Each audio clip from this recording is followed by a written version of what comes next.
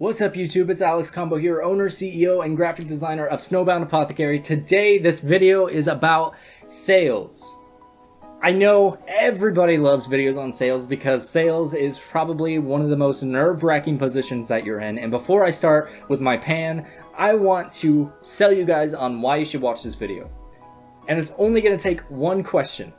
How much is how much is one sale of your product worth? For some of you guys, this could be $20, some $30, some $40, some $100 grand.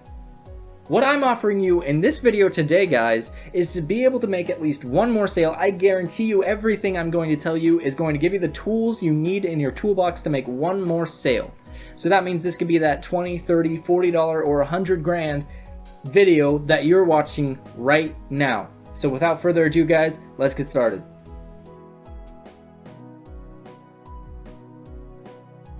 So there are 4 different points that I want to go over today with you guys for sales. And the first point is something I guarantee you've heard a million different places, especially if you've worked in customer service. And that is, number 1, the customer is always right.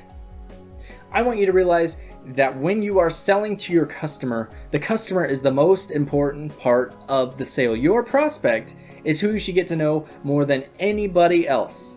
Ask the simple questions. Are you married? Do you have kids? What's your mom's name? Who's your favorite baseball team? What do you like for dinner? And of course, where do you see yourself in 10 years from now? And what goals do you have in place to push yourself there? And how is my product going to benefit that experience for you?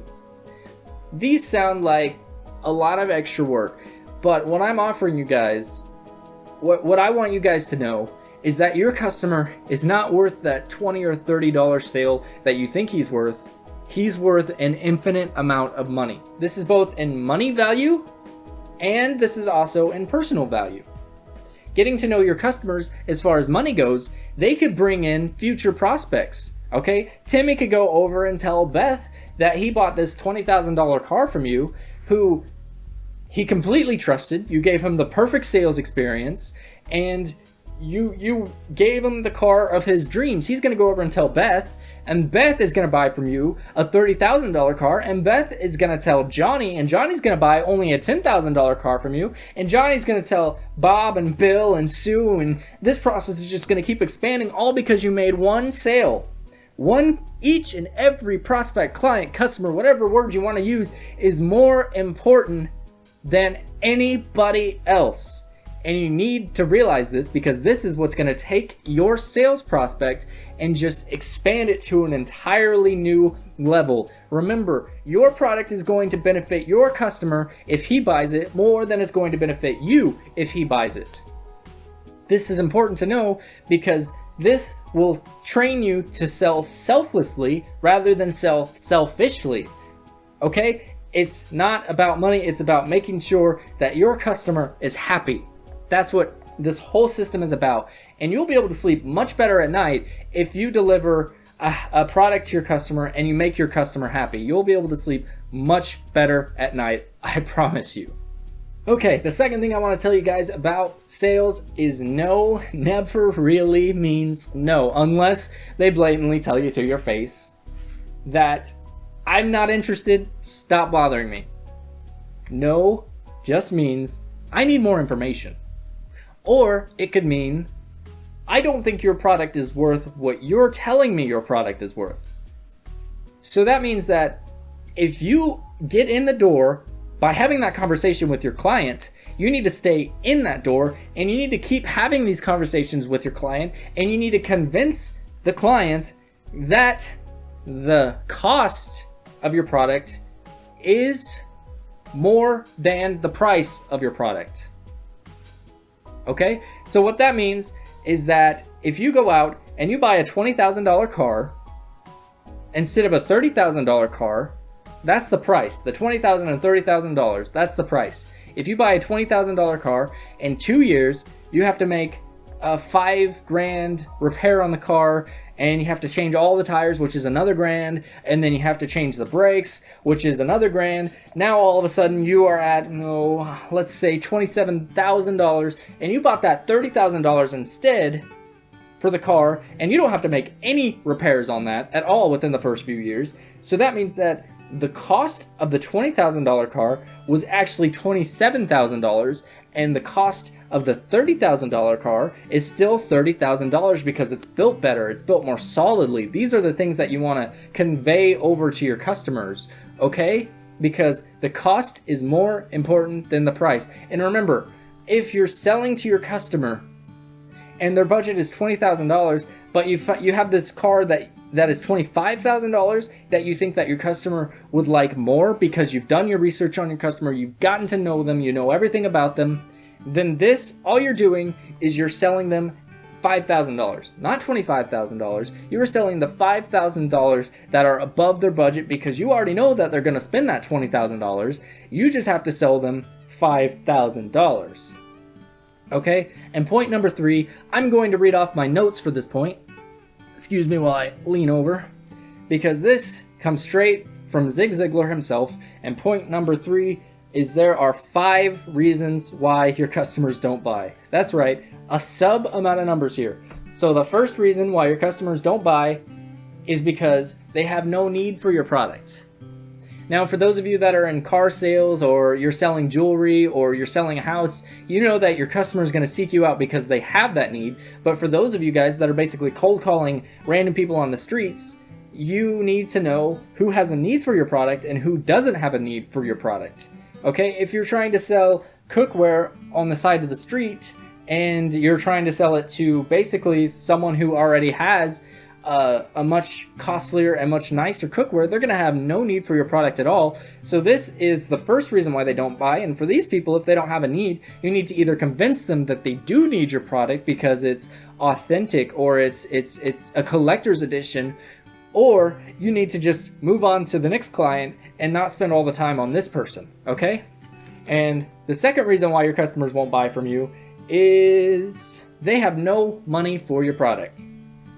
This one's tricky because a lot of the times they're going to tell you they don't have money for your product when actually they do. But the reason why they will tell you that they don't is because they want to make sure that they are getting the best value and that they've tried to their hardest ability to get you to come down on your price. What you need to do is convince them, as I said before, that the value of your product is worth what you're selling it for. The cost is equal, if not greater, on your product than what you're selling it for. If you're having a discount on your product, it's easy to convince them that the cost of your product is more than you're selling it for. Okay? And the third one is that they're in no hurry to buy. And let's face it, we've all met these people before. Okay? If you're trying to sell them a property, they come in, they see you've both established the fact that they need your property and that they have the money for your property, but they don't want to buy it until another year down the line, and you usually close on a house within the first month or two. What you want to do here is you want to try and meet them halfway. Because remember, your customer is the most important person. So meeting them halfway at this point would be maybe 6 or 7 months is what you want to basically do to sell to your customer. If you're selling real estate, your customer is not going to come back and buy for you, but what your customer is going to do is tell their friends about you. And they're going to tell their friends, I bought from this guy and he gave me the best deal. He worked with me on my timeline. He knew what my timeline was and he worked with me on my timeline. And for some people, the reason why they won't be in a hurry is as simple as maybe they have a $100,000 budget, but they haven't quite gotten those last few pennies that they need to really set their $100,000 budget in place, or they haven't gotten that extra buffer they need after they buy their $100,000 house. So at this point, what they're planning on doing is going in because they know how much they want to spend. They're planning on going in and basically saying, this is the house I want to buy, and I want to buy this house in a year just to make sure that it doesn't go anywhere else.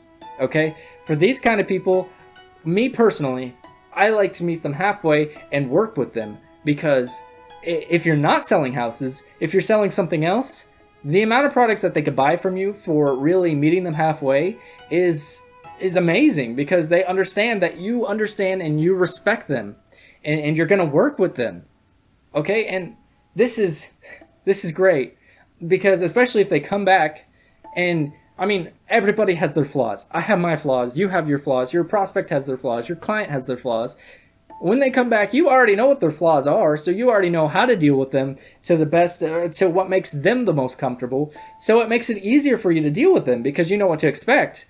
Okay, that's how I see it. right? I've had clients that take a long time to do something, but I know how that works because I know that next time I deal with them, they're going to take as long. So, I just keep working on other projects while I'm helping them out. The first time it's a little frustrating, but I mean, you just want to keep working with them. Okay? And the fourth reason here is they have no desire to buy your product. So the example I want to use for this one is baseballs. I love baseball, personally. If they're trying to buy a baseball from you, and at home they already have 10 other replica knockoff baseballs, but the baseballs that you're selling to them are MLB specific baseballs, or they've been for that home run pitch in the New York Yankees game. They've established that value to them, but your prospect sees the baseball like it's not important to them because they already have 10 other at home. At this point, what you need to do is you need to convince them, because you know that they like baseball. You need to convince them that this baseball that you're selling them is more important than the other baseballs that they have. Because you know that this is something they're passionate about. They like baseball, so just convince them that they want to buy your baseball because the value of yours is much greater than the value of the company that goes and creates 100,000 baseballs a day and doesn't put that extra little something into it. I don't know why you'd be selling baseballs, but the point here is you need to convince the customer that your baseball is more valuable than the ones that they have. If they already have MLB standard baseballs, then you need to convince them why they need more baseballs is because their son is going to throw the baseball and it's going to go into somebody else's backyard and they're going to lose it. So you need to tell them that they do have the desire to buy what you're selling. Okay, and number 5, this one gets me going. Number 5, guys, is they have no trust in you.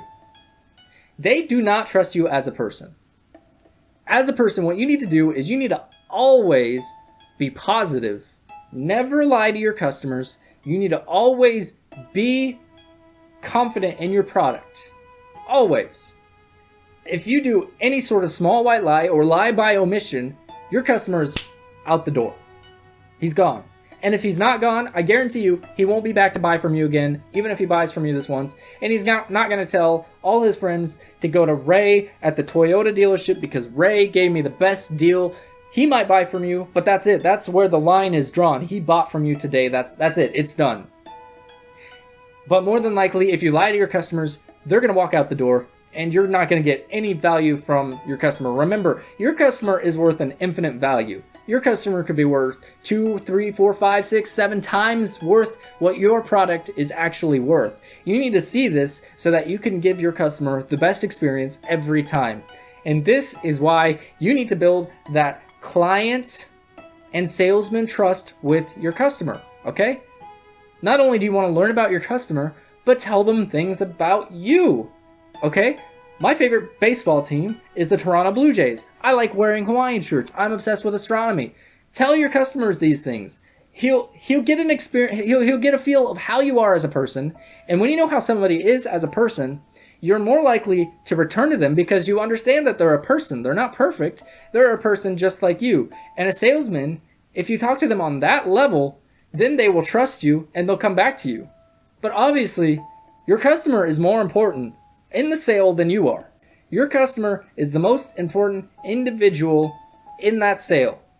Now this almost sounds like a contradiction for point number 4, but it's not, and I'll explain why. Point number 4 is the salesman is the most important part of the process. Now, you're really confused. You're thinking, yeah, you just completely contradicted what you just said. I did not contradict what I just said. Your customer is the most important part of the process because he's going to buy from you. But you are the most important part of the process because if you lie to your customer, the most important part is gone. No matter what you say to your customer, it's important because you could accidentally say one thing to your customer and he's out the door, and the number one person is gone because you, the medium, the person that is basically representing Toyota, is now lying to your customer, and your customer is out the door. And they may go buy from another Toyota dealership, Or they may be like, you know what? The salesman at the Toyota dealership, he lied to me. I don't trust Toyota as a brand anymore. I'm going to go to Honda or Audi or whatever it is now, and I'm just not going to trust Toyota again. All because you made one mistake of lying to them. And this is why you are so important in the sales process, is because your customer is the most important part of the sales process. Okay? I hope that makes sense to you guys. And stick around. I'm going to have more videos on sales because sales is interesting to me. And yeah, so hit that comment, like, and subscribe button. And let me know what you guys thought about this video. I really enjoyed putting together this essay on this video for you guys today. And I promise you guys, I've got so much more valuable content coming out to you guys and more videos that are going to be worth more than $20 or $30 to you guys. So hit that subscribe button. Stay tuned.